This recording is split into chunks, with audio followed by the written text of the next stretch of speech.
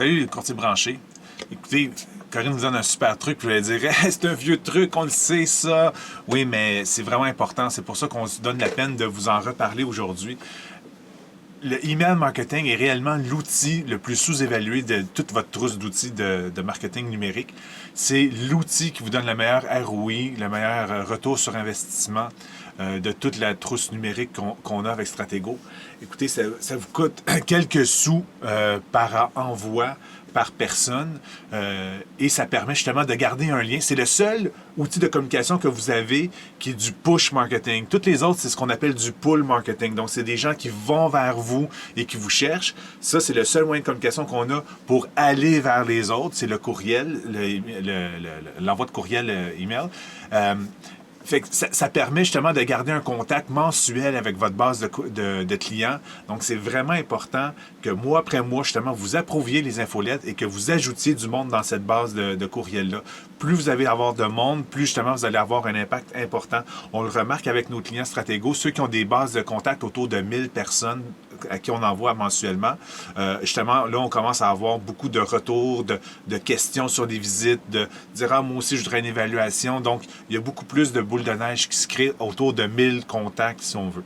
Certains, vous en avez plus, c'est tant mieux. Si vous en avez moins, il ne faut pas dramatiser non plus. On peut avoir des super beaux retours. On peut avoir justement moins de personnes, mais plus engagées aussi. Donc, il ne faut pas paniquer. Mais c'est certain que si vous voulez tendre vers le succès, ajoutez du monde à votre base de contacts. Puis, tu sais, quand on dit ajouter du monde, là, aussi simple que vous êtes en quelque part, vous parlez à quelqu'un, échangez vos cartes d'affaires tout de suite, vous allez avoir une adresse email à ajouter.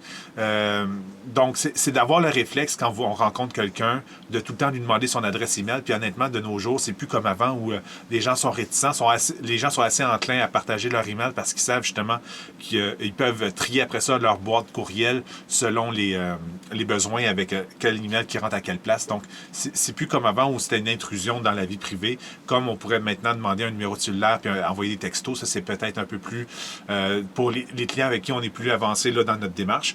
Mais le courriel est vraiment un bon moyen de communication. Qui nous permet d'avoir des statistiques justement sur les taux d'ouverture, sur les taux de clic et savoir qui a cliqué sur quel lien. Donc, on est capable même d'aller faire